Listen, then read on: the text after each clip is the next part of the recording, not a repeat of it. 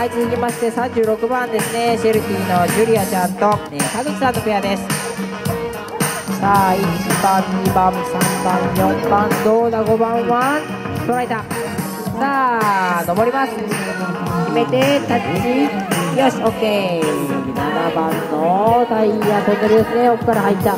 8番出てきてタイヤ。引っ張る。9番は左ですね。使うのは。さあ、そのまま乗せる。走ります。ハンドラー、タッチは。よし、決めた。1回転して、サイドチェンジ。